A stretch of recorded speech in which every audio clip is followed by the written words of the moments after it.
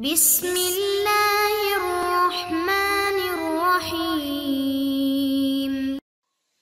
السلام علیکم معزز طلبہ کرام، آپ سب کیسے ہیں؟ آج ہم نور الانوار کے سبق نمبر 49 کو پڑھیں گے۔ آج کے سبق کا عنوان ہے خاص کی تقسیم کا بیان۔ آج کی ہماری عبارت ثم لما فرغ المصنف عن تعریف الخاص سے شروع ہوتی ہے۔ آئیے سب سے پہلے عبارت پڑھ کے ترجمہ کرتے ہیں، اس کے بعد باقاعدہ سبق کی وضاحت کی طرف بڑھتے ہیں۔ مصنف علیہ رحمہ لکھتے ہیں ثم لما فرغ المصنف عن تعریف الخاص وحکمه وتفریعاته اراد ان يبين بعض انواعه المستعملة في الشریعة كثيرا وهو الامر والنهي فقال،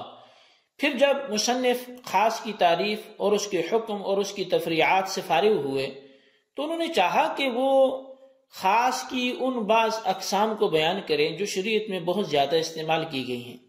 اور وہ امر اور نہی ہے۔ تو پس آپ نے فرمایا وَمِنْهُ الْأَمْرُ وَهُوَ قَوْلُ الْقَائِلِ لِغَيْرِهِ عَلَى سَبِيلِ الْإِسْتِعْلَاءِ افعل، اور انہی اقسام میں سے ایک امر ہے، اور وہ یہ کہ قائل اپنے غیر سے اپنے کو بلند مرتبے پہ سمجھ کر یہ کہے کہ افعل، کہ تو کر۔ ای من الخاص الامر، یعنی مسمى الامر لا لفظہ، یعنی خاص میں سے ایک قسم امر ہے، یعنی امر کا مسمى نہ کہ امر کا لفظ، لأنه يصدق عليه أنه لفظ وضع لمعنى معلوم وهو الطلب على الوجوب، اس لیے کہ اس پر وہی صادق آتا ہے کہ بے شک یہ ایسا لفظ ہے جو معنی معلوم کے لیے وضع کیا گیا ہے اور وہ وجوب پر طلب کرنا ہے۔ والقول مصدر يراد به المقول، اور قول بھی مصدر ہے لیکن مراد اس سے مقول ہوتا ہے جو کہی کی بات ہوتی ہے۔ لأن الامر من اقسام الالفاظ، اس لیے کہ امر جو ہے وہ الفاظ کی اقسام میں سے ہے۔ وهو جنس يشمل كل لفظ، اور یہ جنس ہے جو ہر لفظ کو شامل ہے۔ وقوله على سبيل الاستعلاء يخرج به الالتماس والدعاء وبقي فيه النهي داخلا فخرج بقوله افعل، اور ماتن کا کہنا على سبيل الاستعلاء، اس سے التماس اور دعا بھی نکل گئے، اور اس میں نہیں ابھی تک داخل ہے، پس وہ افعل کے قول سے نکل جائے گی۔ والمراد بقوله افعل كل ما كان مشتقا من المضارع على هذه الطريقة سواء كان حاضرا او غائبا متكلما معروفا او مجهولا، اور مراد ماتن کے قول افعل سے ہر وہ صیغہ جو مضارع سے مشتق ہو، اسی طریقے پہ برابر ہے کہ وہ حاضر ہو، غائب کو ہو، متکلم کو ہو، معروف کو ہو یا مجہول کو ہو۔ ولكن بشرط ان يكون المقصود منه ایجاب الفعل ويعد القائل نفسه عاليا سواء كان عاليا في الواقع او لا، لیکن اس شرط کے ساتھ کہ مقصود اس میں فعل کو واجب کرنا اور اس کی قائل کو شمار کیا جاتا ہو عالیا، بلند شان والا، سواء كان عاليا في الواقع او لا، برابر ہے کہ وہ حقیقت میں بھی بلند شان والا ہو یا نہ ہو۔ ولہذا نسب الى سوء الادب ان لم يكن عاليا، یہی وجہ ہے کہ اس کو بے ادبی کی طرف منسوب کیا گیا اگر وہ عالی نہ ہو۔ وبما ذكرنا ان دفع ما قيل ان اريد به اصطلاح العربية فلا حاجة الى قوله على سبيل الاستعلاء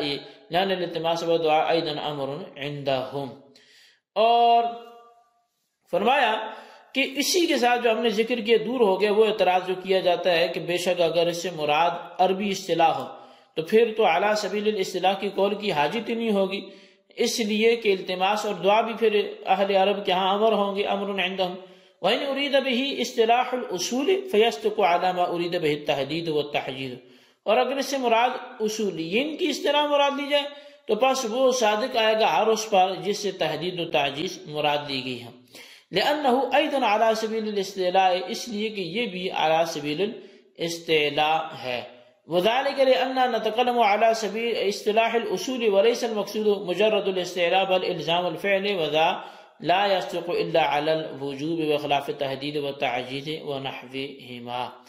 اور چونکہ فرمایا کہ اگر یہاں اصولیین کی اصطلاح مراد لی جائے تو پس وہ صادق آئے گا اس پر جس سے تحدید و تعجیز کو مراد لیا گیا، اس لیے کہ یہ بھی اعلیٰ سبیل الاصطلاح ہے، اور یہ اس لیے کہ بے شک ہم اہل اصول کی اصطلاح پر کلام کرتے ہیں، اور مقصود یہاں صرف استعلاء بلندی چاہنا نہیں ہے بلکہ فعل کے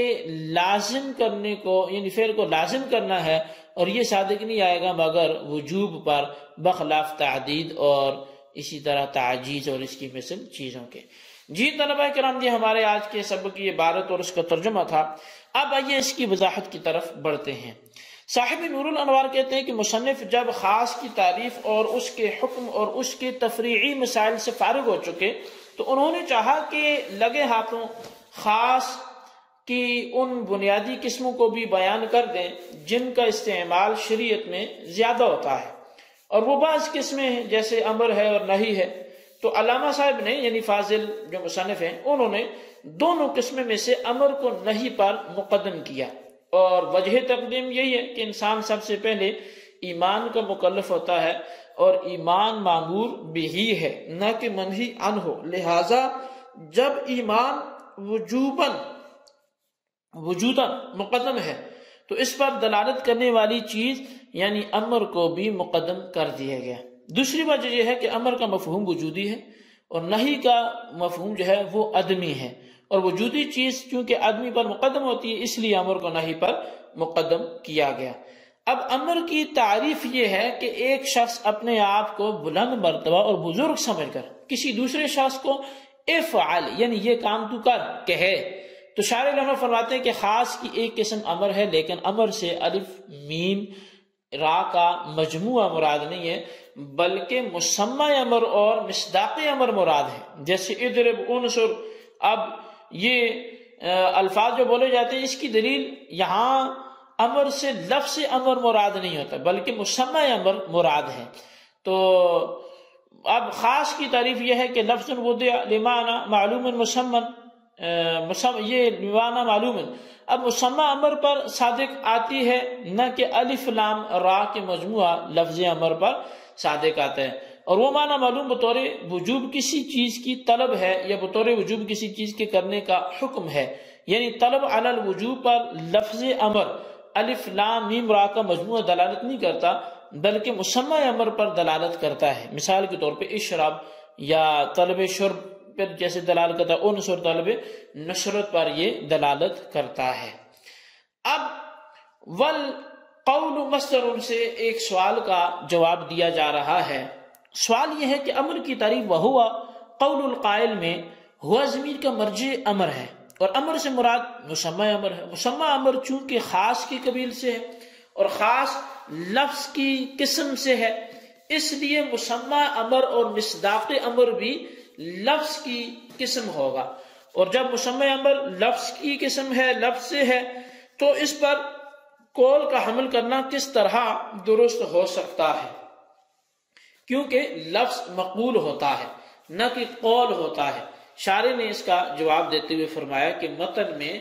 قول مصدر ہے مگر اس سے مراد مقول اسم مفعول ہے،